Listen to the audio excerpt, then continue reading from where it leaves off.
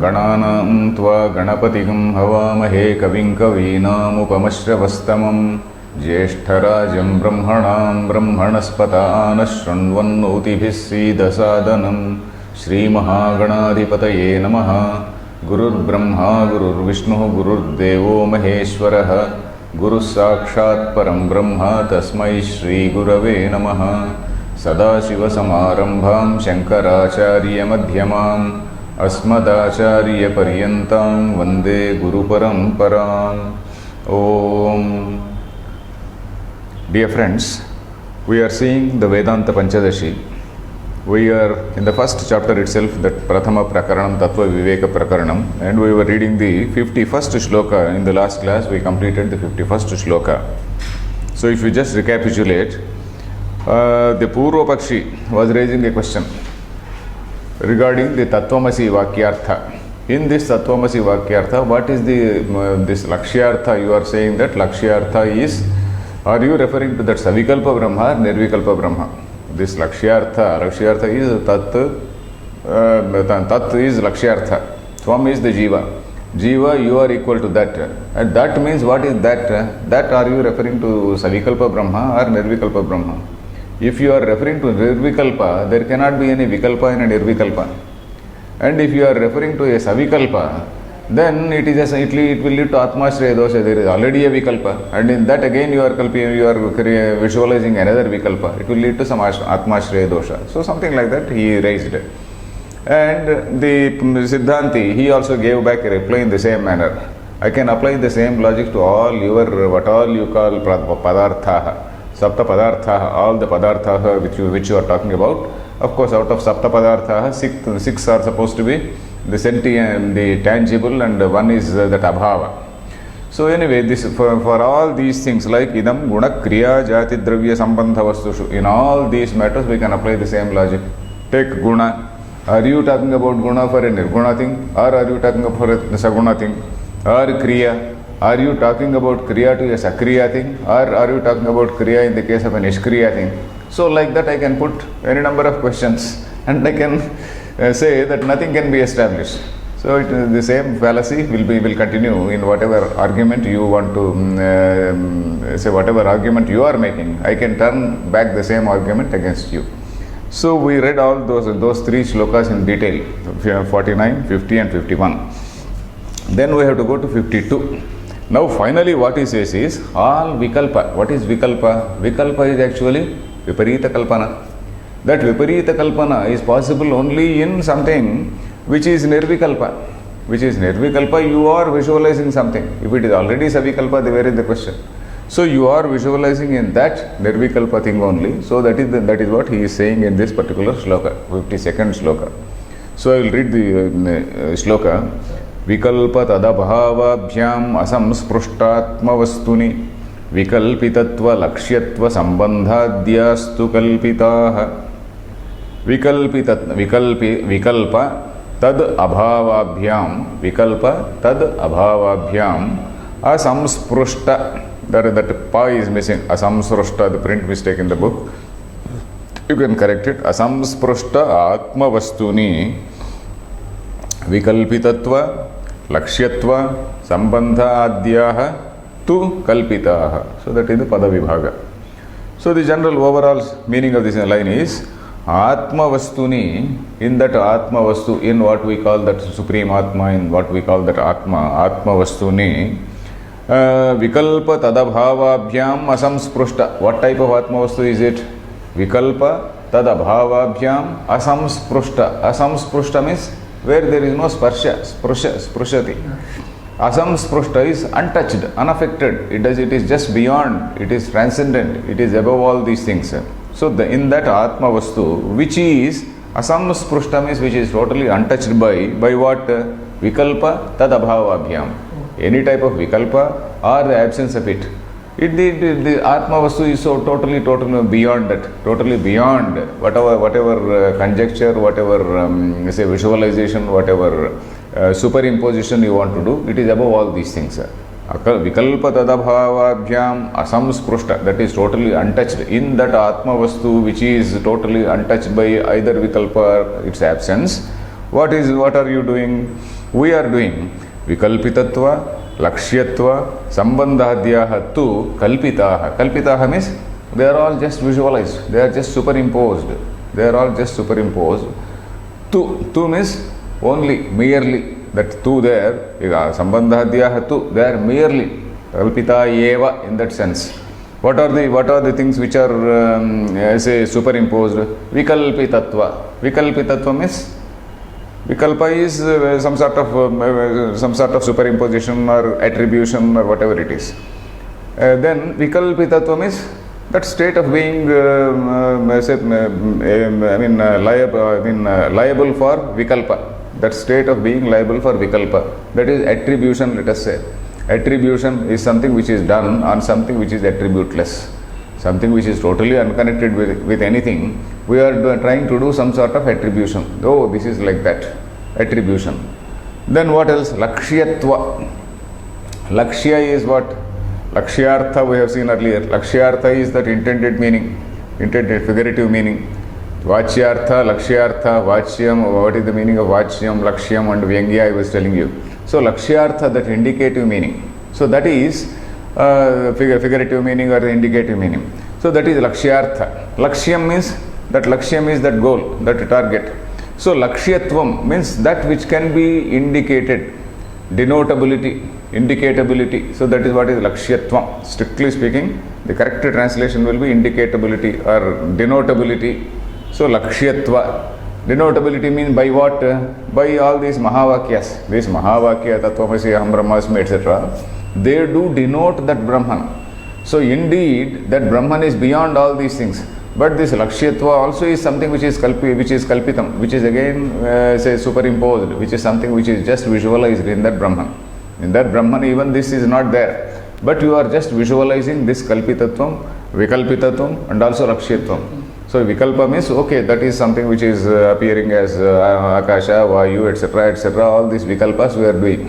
And lakshyatva, that is capacity to be indicated by this mahavakya, fitness for being indicated by this mahavakya. So these exalting statements, as I said, mahavakya or great statement or exalting statement, whatever it is.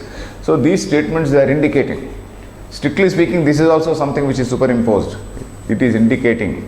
So lakshyatva. Then sambandhadyaha. Sambandha we have also seen earlier in the earlier shloka.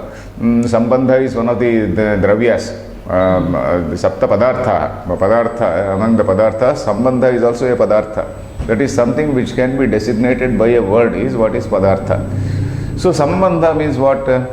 Samavaya, that is inference is something different. Sambandha is relationship. Sambandha is relationship. So for inference, is there any other word here? No. Samavaya. No. Samavaya is again a sambandha. Inference is not mentioned here. Guna, kriya, jati, dravya, sambandha, vastushu. Samavaya, vishesha. So that is it. The inference is not there. Inference is one of the pramanas. So we are talking about sambandha. Sambandha means relationship. Relationship can be there between two real objects. Relationship cannot be there between one real object, one mithya, and another mithya object. You are trying to catch a ghost. So relationship cannot be there. So human relationship can be there between two real entities, but not between one real and something which is unreal. Unreal means mithya. So here Brahman is real and this Jagat is something which is superimposed. So this sort of relationship, cause-effect relationship, oh, Brahman is the cause, this is the effect, etc., that cause-effect relationship again is something which is kalpitam in Brahman. So that is what is the meaning. Vikalpa, tad abhava. Tad abhava means vikalpasya abhava. That is the absence of vikalpa. Vibhavabhyam asamsprushtam. It is something totally untouched. That in that Atma Vastu, we are doing that viparita kalpana, attribution and indicatability or denotability, and sambandha. Sambandha means a relationship. That is, oh, this is the abhinna nimitta upadana karanam, etc., We are saying that Brahman is the abhinna nimitta upadana karanam. Of course, we are not talking about Brahma, we are talking about Maya. Maya is the abhinna nimitta upadana karanam. Maya is upadana karanam, and also Maya vachinam chaitanyam Ishvara is the nimitta upadana karanam. So it is abhinna, something like that. So that all these things, they are all kalpitaha. So the same thing is we can read in the commentary here. Vikalpa tadabhavabhyam vikalpena vikalpa abhavena cha asamsprushta atmavastuni samsparsha rahita paramatma vastuni. So this paramatma vastu is something which is samsparsha rahita, which is totally beyond it, totally untouched by that. In that you are creating all these things. Vikalpitatvam nama savikalpasya va nirvikalpasya va iti purvoktena vishayikrtatvam. That is, whether it is having attributes or whether it is having whether it is not having attributes. So that sort of say talk, that sort of yavahara, that sort of way of talking, all that is kalpitam. Then lakshyatvam, that is lakshana vrittya jnapyatvam. Lakshana vritti, lakshana, you know, abhidha, lakshana, I told you these two words. Abhidha is the vachyartha, lakshana is the lakshyartha. Lakshyartha. In that lakshana also we have seen, particularly in Viveka Chudamani, we have seen Jahal Lakshana, Jahad Ajahat Lakshana, Jahad Ajahal Lakshana. We have seen all those things. So, I think that somebody who wants to listen to Vedanta Panchadashi, it is better for the person to listen to Viveka Chudamani first, because Viveka Chudamani comes in a very, very systematic manner. Panchadashi, we are finding that it is suddenly jumping into a very serious subject, which requires some sort of prior knowledge of some other things. Vedanta Panchadashi, for instance, it immediately jumps into a very serious subject, and it is it demands rather some sort of prior knowledge of some other thing. So Viveka Chudamani, of course, it is the most primary thing. It doesn't demand any prior knowledge. Anyway, so lakshyatvam, lakshanavritya jnapyatvam, then sambandha, sanyogadihi, samyogadihi, sanyoga sambandha, samavaya sambandha, etc., etc. Then adi shabdena dravyadayo gruhyante. By the word adi, sambandhadyaha, all these dravya, guna, karma, all these things, they are all created, they are all superimposed. Kalpyante. So that is tu shabdaha avadharane. Tu means only, they are merely. So in that sense. So we'll see the next shloka. Now in this next shloka, in this 52nd shloka, what is it which he has ultimately said? Ultimately he has said that all this vikalpa is possible only in this nirvikalpa thing only. In that nirvikalpa Brahma only we are visualizing all these things.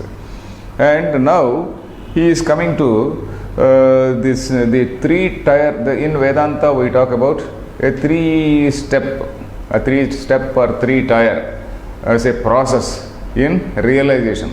A three-tier process in the realization. This is actually the standard methodology of Vedanta.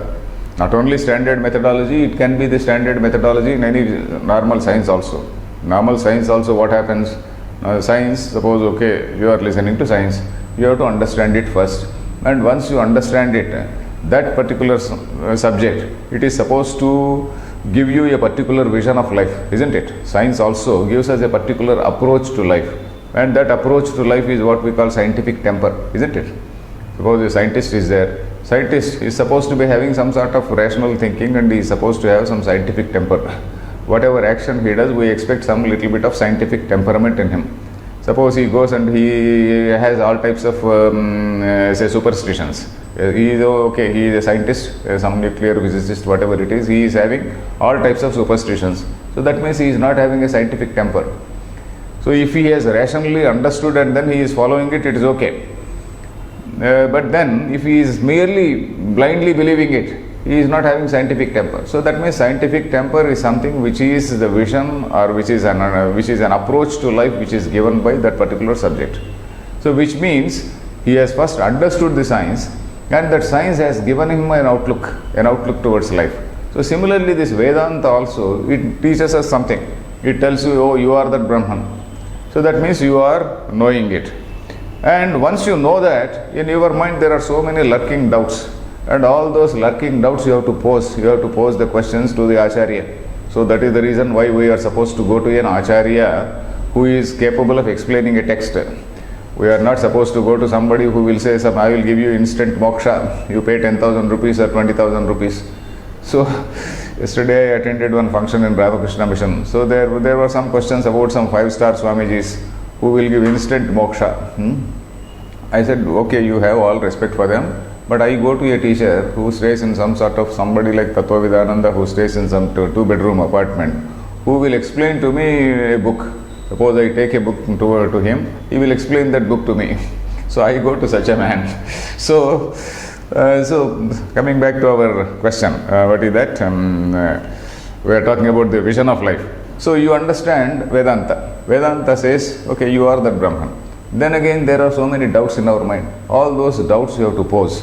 And in order to pose the doubts, the teacher also should be a qualified man. That is the reason why Mundakopanishad says Shrotriyam Brahmanishtam. He should be a person who is very well grounded in the Shruti. Very well grounded in the Shruti. He should be capable of replying to all your questions. Then Brahmanishta, not only a scholar, but also somebody who is having that spiritual eminence, who is who has attained that purity of mind, attained that equanimity, purity, sthita prajnatvam, what all is needed.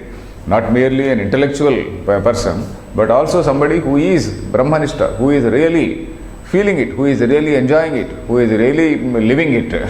So that type of man. So that is the reason why we go to a guru and put questions. So that posing of questions and resolving all the doubts is the second level. And after that, we live that. Like a scientist has that scientific temper and lives with a scientific temper, you also live in that Brahman consciousness, Brahman awareness. Like Krishna, people call it Krishna consciousness. So we call it Brahma consciousness, Brahman awareness, that you are realizing everything as Brahman. You are not, you yourself realize that you are not different from Brahman, and you behave like that, you be that. So that, and when you are behaving like, when you are that, then naturally all your action will be righteous action only. You will not be doing any wrong action, because any wrong action means there is an entry of ego into that. When you want to do a wrong action, then obviously the ego comes into picture. When the ego is totally dissolved, then there is no question of wrong action. There is absolutely no way of wrong action. So a jnani cannot do a wrong action. So that is the point. So here also the three tier goes on. That third level, living it, is called nididhyasana. So that is what usually common sense approach also. These three levels are there, whether it is science or whether it is some subject or some other subject. In science, of course, there is no application to oneself except that scientific temper. But here it is also saying, you are Brahman. So which means you have to realize it. You have to realize it, you have to feel it to a little bit. And what are the methods suggested for feeling it? They are suggesting what is called nididhyasana. And that nididhyasana, when it ripens, it reaches the state of a samadhi. So you are supposed to be there in that samadhi. And once you attain some perfection in that samadhi, then whether you are awake or whether you are in samadhi, it doesn't matter. You have attained some perfection. So that is what is the process which is mentioned here. So he is describing that the three-tier process called Shravana, Manana and Nididhyasana. So Shravana, for you of course you have heard several times. So Shravana is understanding the meaning of the scriptural sentences in the proper way. That is properly understanding the sentences, meaning of the scriptural lines which says, okay, you are that, you are Brahma, everything else is Brahma, etc., etc. You understand it. Then the second step is Yukti. Yukti means logic. You have to apply some logic, and then you have to validate what all this Shruti is saying. So that logical validation of what you have understood is the second level. And after that, we have to apply it, because it is not telling about somebody else. It is not telling about some external object. It is telling about you only. It is saying you are that, provided you free your ego, you free your mind, and you remove all the vasanas, all these mano, nasha, vasana, kshayam, all these things, once they take place, you are that. So long as the mano, nasha and vasana, kshaya do not take place, you are your normal individual delimited self. So it says, okay, if you are purifying your mind, you will become that Brahma. You will remove all the thing which is there in the mind, you are that Brahma. So you have to try for that. So that is what is called Anusandhanam, Atmanusandhanam or Brahmanusandhanam. So that is what is called Nididhyasana. And that Nididhyasana, it has to be done in such a way that it has to lead to the perfection. That perfection is that next shloka we are going to see as Samadhi. So now I will read the 53rd shloka, which is talking about Shravana and Manana. इत्थं वाक्यैस्तदर्थानुसन्धानं श्रवणं भवेत् युक्त्या सम्भावितत्वानुसन्धानं मननं तु यत् इत्थं वाक्यैः इत्थं means in this manner vakyaihi means mahavakyaihi by those great exalting sentences or statements tad artha anusandhanam means arthasya anusandhanam the meaning of those lines you have to properly grasp and keep it in the mind. Anusandhanam, what is anusandhanam? Anu is one upasarga, sam is another upasarga, dha is the dhatu. Dha means to keep something, to keep something somewhere. That is what is dha, nidhaya, sandhanam, nidhanam. So dha dhatu is purodha, puraha dha, purodha, that is purohitaha, dadhaterhe. So dha dhatu, what is the meaning? To keep it somewhere. That is anusandhanam is what you have grasped it and kept it in your mind. So that is anusandhanam. Anusandhanam shravanam bhavet. So that means the teacher has given you the meaning of those lines and you have understood them. You have understood them what to the extent he has said. And thereafter yuktya means by means of yukti, logic. Sambhavitatva anusandhanam, sambhavitatvasya anusandhanam. Sambhavita means what? Sambhavana means, sambhavana is a possibility. Usually we use that word sambhavana. Is it sambhav hai or nahi? Sambhavana. So is it possible or not? Sambhavitatva means that possibility, certainty. Sambhavitatvasya anusandhanam. Yes, it is possible. Yes, Atma is likely to be Brahma. The self is likely to be Brahma. It is definitely Brahma. So that sort of yukti, by means of logic, you are trying to validate it. Sambhavitattvasya anusandhanam. So sambhavitatva, you understood the word? Sambhavitatva is some sort of firm conviction. So that anusandhanam, that becomes mananam. Logically you are validating what you have learnt. Anusandhanam mananam tu tat. So you see the commentary. The next shloka also I will read. Tabhyam nirvichikitserthe chetasasthapitasya yat ekatanatvam etadhi nididhyasanamukhyate. Tabhyam means by the above two.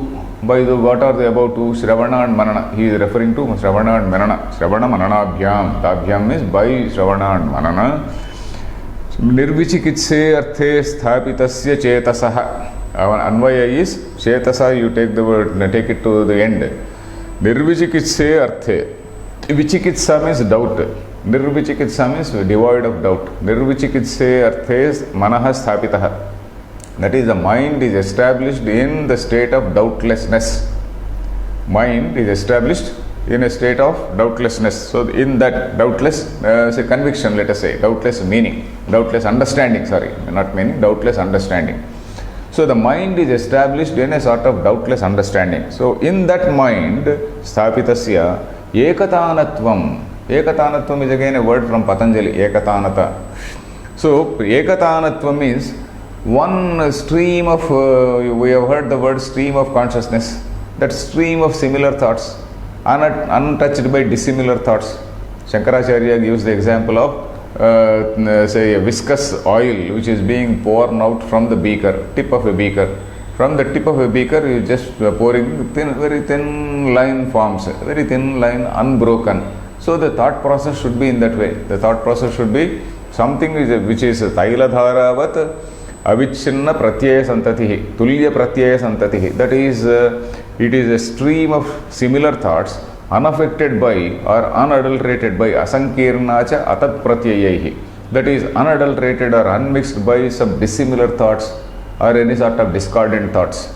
So when you are having that Brahmakara Vritti, that same thought is there and no other thought, you are now, your ego etc., they are slowly getting away, becoming silent, and you are focused on that. So that is ekatanatvam, one line, one thin stream, it is going on. So that sort of concentration, unwavering concentration is what is called nididhyasanam. Nididhyasanam is continuously meditating on that. A continuous meditation on that is nididhyasanam. So a stream of uniform thoughts, with that stream of uniform thoughts, you are meditating on that. That is what is called Brahman. So this shloka Anvaya, if you see, Tabhyam, Shavana Maranabhyam, Nirvichikitse Asthe Arthe Sthapitasya Chetasaha Ekatanatvam. Ekatanatvam is applying connected to Chetasaha. Chetasaha Ekatanatvam. Chetas means mind. Ekatanatvam of the mind.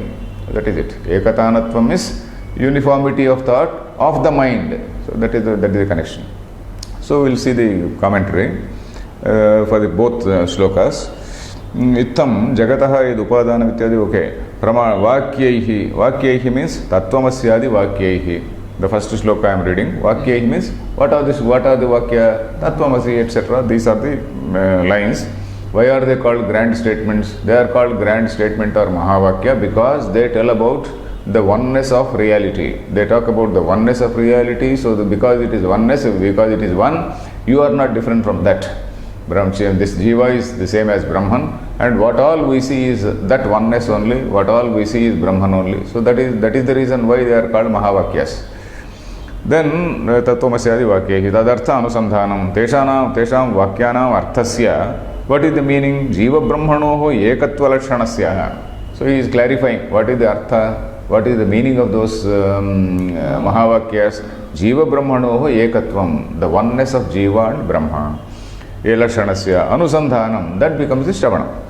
Then Yuktya, then Nishabda Sparshadayo Vedya, that is actually the beginning shloka. The very first, not very first shloka, immediately after the two Prarthana shlokas, this is the first shloka, the third shloka strictly speaking.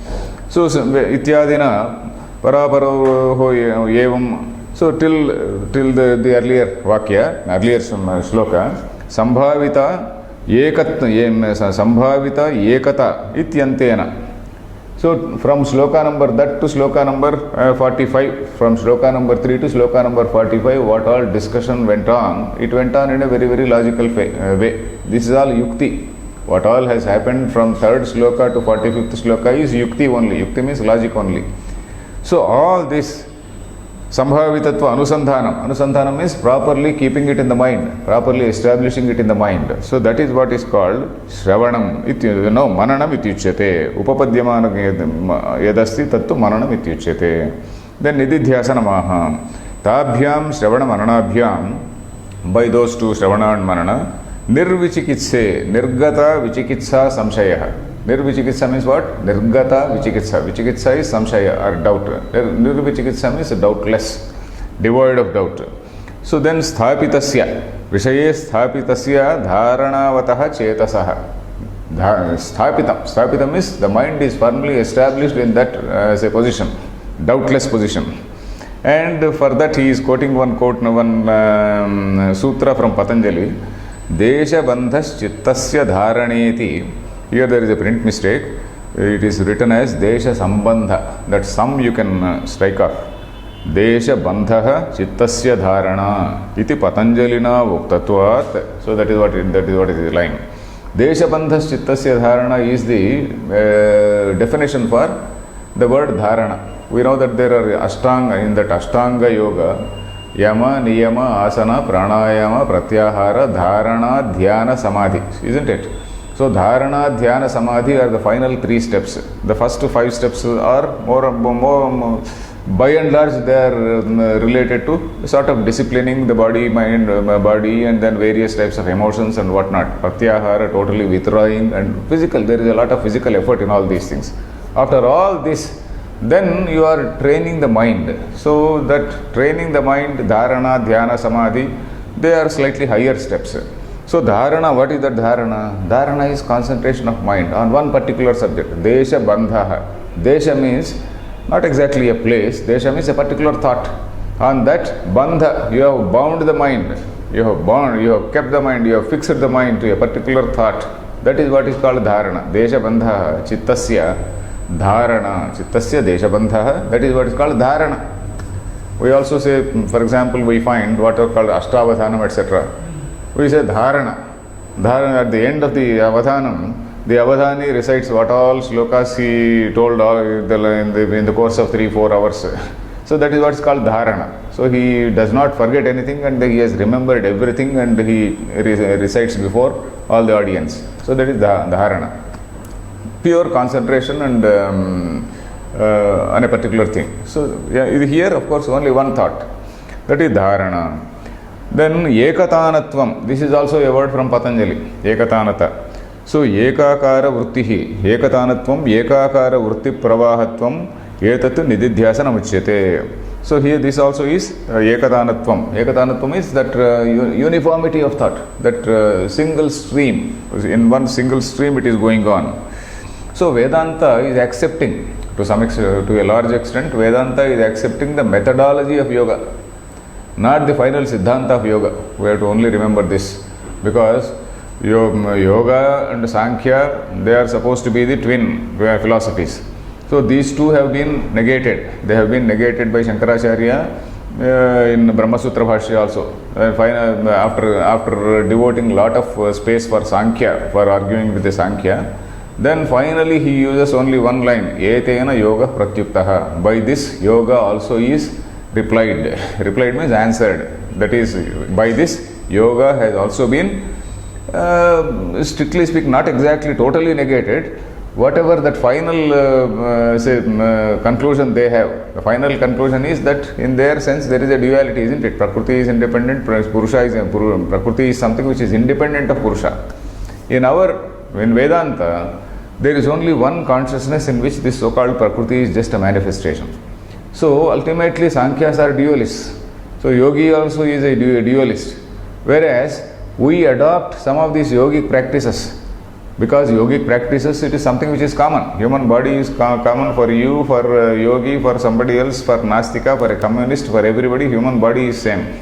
So if somebody is having some nice practices, we are not very sure whether Patanjali picked up from Vedanta or now the Vedanta people are picking up from Patanjali. But at least here, what we are seeing, Vedanta Panchadashi is written sometime in 14th century or 15th century by the sage Vidyaranya, 15th century. So in this time, by that time, Patanjali's yogas were also very, very popular. So Shankaracharya, I don't think he has quoted Patanjali so much. But of course here the commentator is quoting. And the commentator is quoting because Vedanta Panchadashikara, that is Vidyaranya, also has used some words, Ekatanatvam, etc. So we are accepting the methodology. We are not rejecting it lock, stock and barrel. We are accepting the procedure. So how to discipline the mind.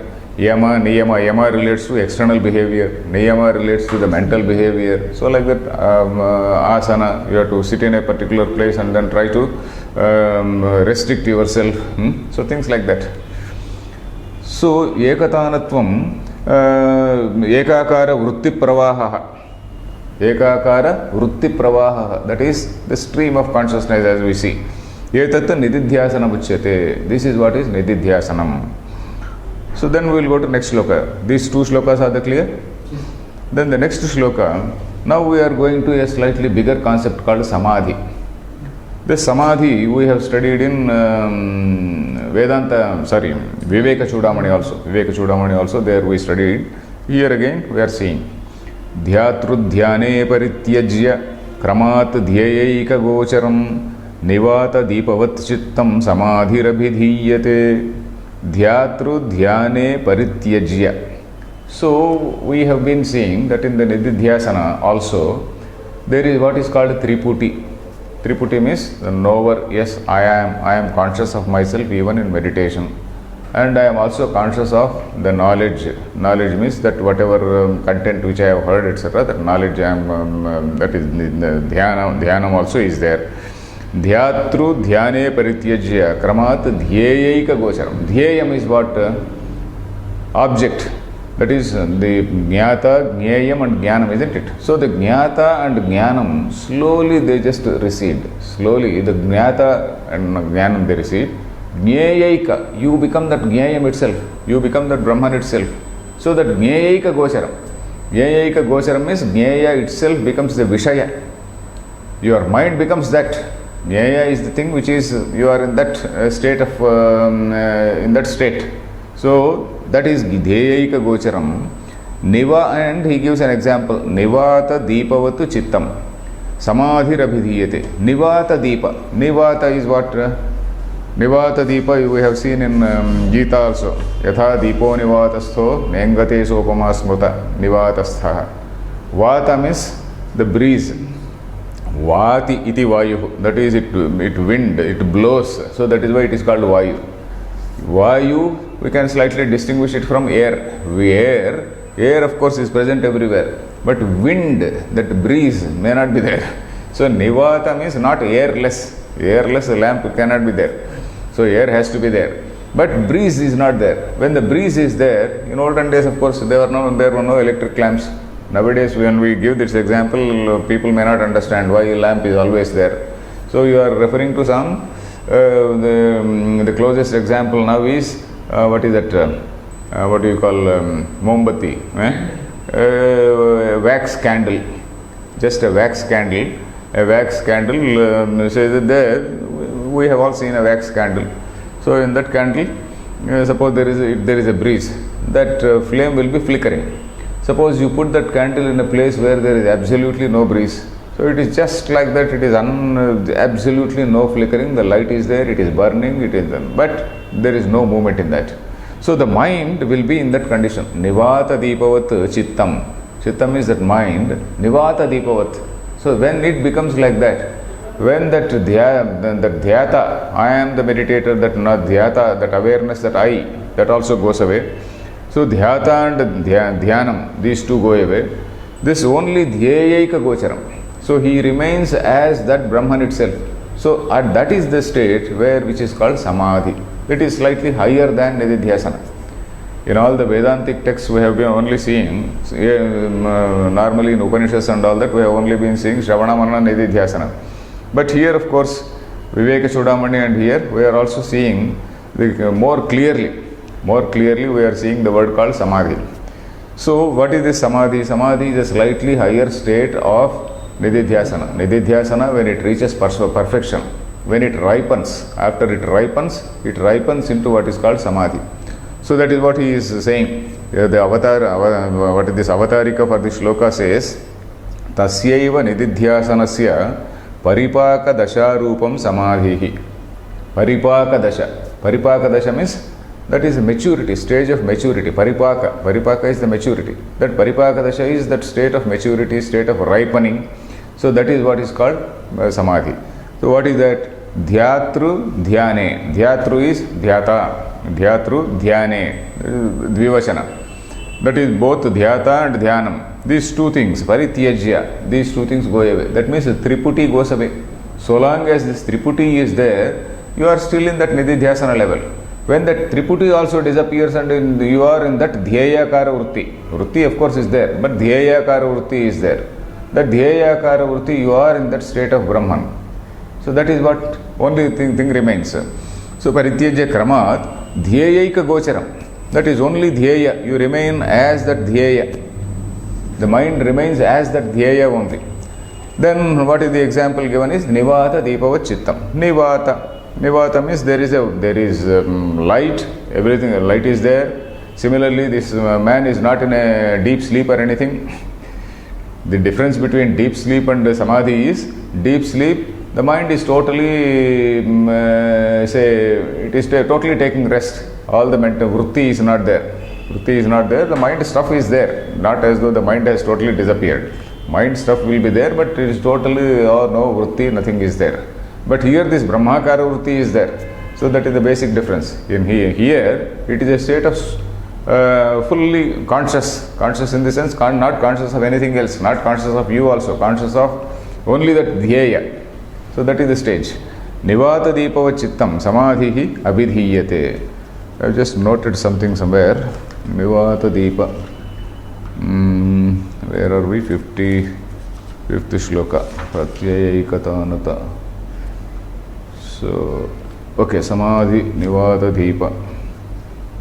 Okay, so nivata deepa also means no extraneous thoughts. There is only that Brahmakara vritti and no extraneous thought. So this shloka, if you see the commentary, dhyatru dhyane nididhyasane tavat dhyanam dhyayam jayati tritam. Nididhyasane tavat dhyata, dhyanam, dhyayam cha iti tritayam bhasate. In that nididhyasana, are you seeing the commentary? In that nididhyasana, dhyata, that is the meditator, that is knower, let us say, dhyanam, that process of dhyanam, and dhyayam, that dhyayam is that object, that is Brahma. These three, tritayam bhasate. And yada abhyasa vasena, dhyatru dhyane. And when you are practicing that nididhyasana, it doesn't happen all of a sudden. Over a period of time, when you are practicing it slowly, then dhyatru dhyane. You have to open it.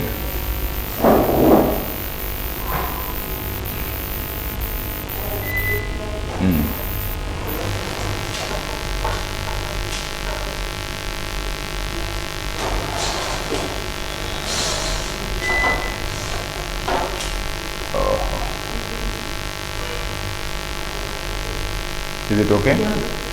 Dhyatru dhyane, that is dhyata and dhyanam, parityajya. Parityajya means having, it is just forgotten. It's just forgotten. Dhyayaika gocharam, dhyayam eka eva vishayah. Gocharaha means vishayah. Dhyayam alone becomes that vishaya in that mind. So that is that state. Tathavidam bhavati, tada samadhi ityuchyate. Samadhi, the English translation can be, it cannot be meditation because meditation is nididhyasanam and all that, we have already used that word. Samadhi is a slightly higher state. For example, this Ramakrishna Mission text, it says superconscious state.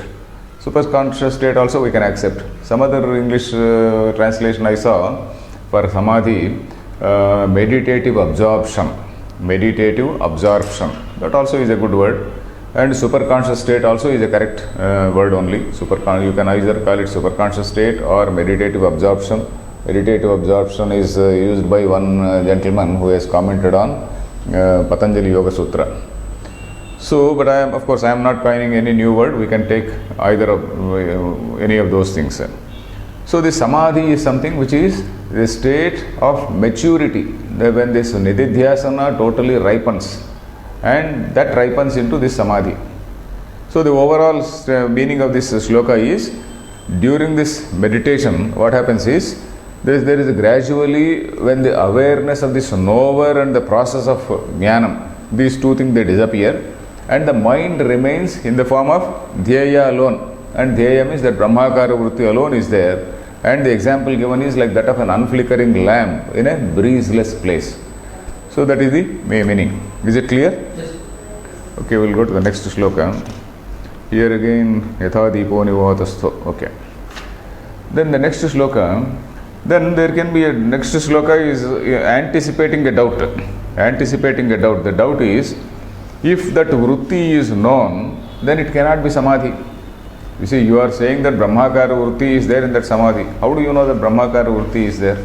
If you say that brahmakara vritti is there, obviously your mind also is present. How do you say that you are in a samadhi? So that is the question which is anticipated. Anticipating that question, he is giving this shloka. Vrittayastu tadanim ajñātāpyātma gocharaha smaranādanumīyante vyutthitasya samutthitāt. So vrittayah tu tadanim ajñātāha api atma gocharaha. Ajñātāha api atma gocharaha smaranāt anumīyante vyutthitasya samutthitāt. So that is the thing. So the anvaya will be vrittayah tu. All this, but you are talking about vritti. So the Purvapakshi's question, the anticipated question was, nanu samadhau vrittinam anupalabdhau dhyayaika gocharatvam api nishchetum na shakyate. You are claiming that your mind is in that dhyayaika gocharam, vishaya, that brahmakara vishaya is there. You are claiming that. How do you say that? Even that will not be possible because vrittis are absent. So that is the question. So the answer will be like this. Vrittayah tu. But the vrittis, what happens to them? Tadanim means in that samaya, in that samadhi kale. Tadanim means in that samadhi. Ajñātāha api atma gocharaha. They are not known. And atma gocharaha. Atma gochara means it doesn't mean known to the mind. Atma gochara does not mean something which is illumined by the Atma, something which is known to the Sakshi. It is not like that. Atma is the gochara. Gochara means Vishaya. Atma is the Vishaya for that. He is clarifying that Atma gocharaha Vishayo yasam ta vruttayaha. So that is what Atma gochara. It doesn't mean it is something which is illumined by Atma. Atma gochara means vrutti in which Atma is the Vishaya. You can note it. Atma gochara, clearly you can note it. Atma gochara does not mean something which is illumined by Atma.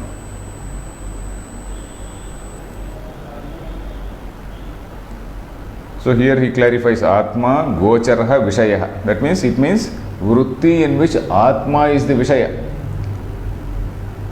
That is Atmakara vrutti, and what we call as a space-like awareness, Akhandakara vrutti, etc., etc.